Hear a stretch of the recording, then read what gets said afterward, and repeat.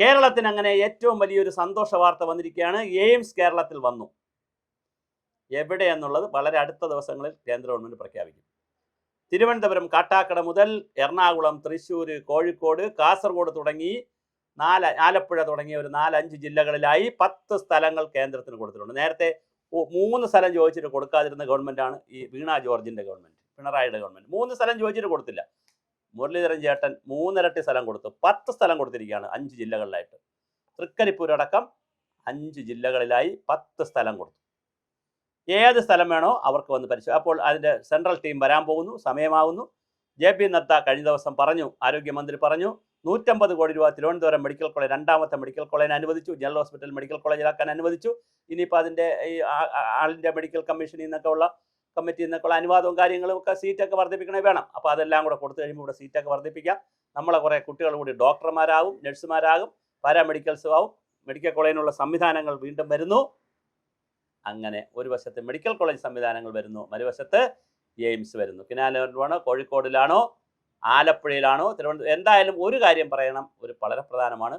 വല്ലാത്ത ഗ്രാമത്തിൽ കൊണ്ട് വയ്ക്കരുത്. കാരണം ആളുകൾക്ക് പോകണമല്ലോ അവിടെ. എയിംസ് എന്ന് പറഞ്ഞാൽ വലിയ ആശുപത്രിയാണ്, സൂപ്പർ സ്പെഷ്യാലിറ്റിയാണ്, മൾട്ടി സ്പെഷ്യാലിറ്റിയാണ്. അപ്പോൾ അവിടെ ജനങ്ങൾക്ക് ചികിത്സിക്കാൻ പോകണമല്ലോ, ഒരു അത്യാവശ്യം വന്നാൽ കൊണ്ടുപോകണമല്ലോ. അപ്പോൾ അതിനനുസരിച്ചുള്ള റോഡും സംവിധാനവും ഗതാഗത സംവിധാനവും ഒക്കെ ഉള്ള സ്ഥലത്ത് വേണം ഇത് വയ്ക്കാൻ. അല്ലാതെ കാട്ടിനകത്ത് കൊണ്ട് വയ്ക്കുന്ന ഒരു മെഡിക്കൽ കോളേജ് ആകരുത്. ആ നിലയിൽ മെഡിക്കൽ കോളേജ് എയിംസായി മാറട്ടെ, എയിംസ് വരട്ടെ. അപ്പോൾ ആൾ ഇന്ത്യ മെഡിക്കൽ സയൻസ് ഇൻസ്റ്റിറ്റ്യൂട്ട് രാജ്യത്ത് തന്നെ ഡൽഹിയിലൊക്കെ ആണെങ്കിൽ വളരെ പ്രമുഖമായ സ്ഥാപനമാണ്. അപ്പോൾ അതിന് അഖിലേന്ത്യാ തലത്തിൽ ട്രാൻസ്ഫർ ഉണ്ടാവും. അപ്പോൾ നല്ല മിടുക്കരായ, വളരെ മിടുക്കരായിട്ടുള്ള ഡോക്ടർമാരെ കിട്ടും. പിന്നെ വലിയ കോഴ്സുകൾ നടത്താൻ പറ്റും.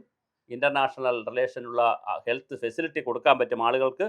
എന്തായാലും എയിംസ് വരും കേട്ടോ. കേരളത്തിൽ അങ്ങനെ എയിംസ് വരുത്താൻ തീരുമാനിച്ചു. അത് 10 ഇടങ്ങളാണ് കൊടുത്തിരിക്കുന്നത്. 5 ജില്ലകളിലായി 10 ഇടങ്ങളിലും വരാനാണ് സാധ്യതയുള്ളത്. തിരുവനന്തപുരത്തെ മെഡിക്കൽ കോളേജ് 2ാമത്തെ വരുന്നു, ഹരിപ്പാട് മെഡിക്കൽ കോളേജ് വരുന്നു, ആലപ്പുഴ വണ്ടാനം മെഡിക്കൽ കോളേജിൻ്റെ സൗകര്യങ്ങൾ കൂട്ടുന്നു. കോഴിക്കോട് മെഡിക്കൽ കോളേജിൽ 250 കിടക്കയുള്ള ഒരു ഹോസ്പിറ്റൽ, ഒരു ബ്ലോക്ക് വരുന്നു.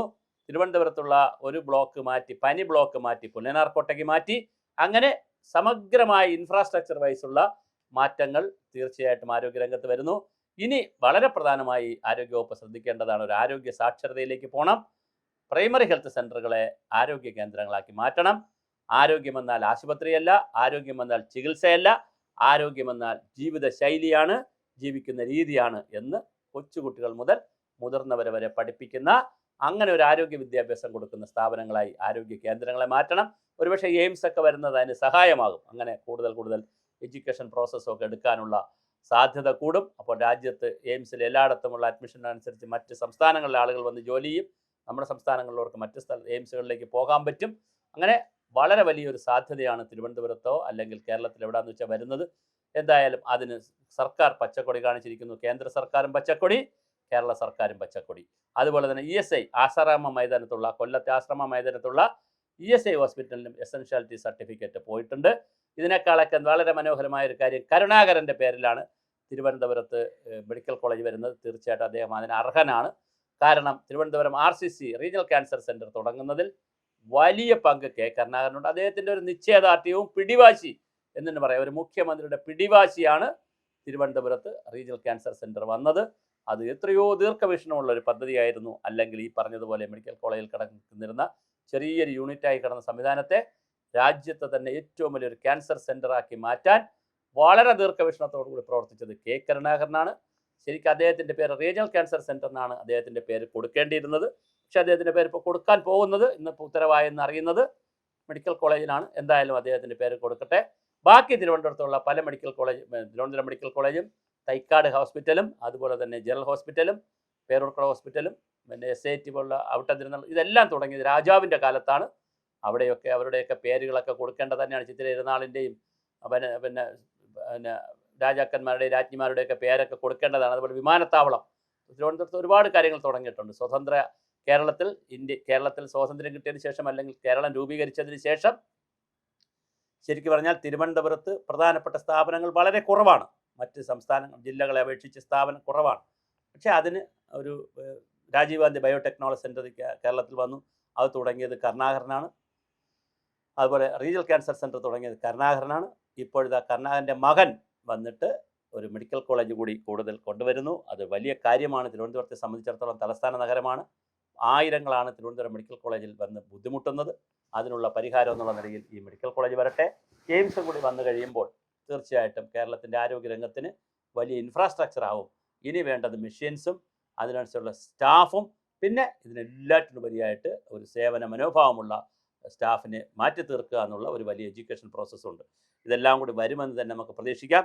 എന്തായാലും എയിംസ് വരും കേട്ടോ. എയിംസ് വന്നാൽ ബാക്കി ഞാൻ ഈ പറഞ്ഞ പോലെ ഏത് ജില്ലയിലാണ് വരിക, ഏത് സ്ഥലത്താണ് വരിക എന്നുള്ളത് മാത്രമേ ഇപ്പോൾ തർക്കമുള്ളൂ. ഏത് സ്ഥലത്ത് വന്നാലും അത് കേരളത്തിന് അനുകൂലമാണ്.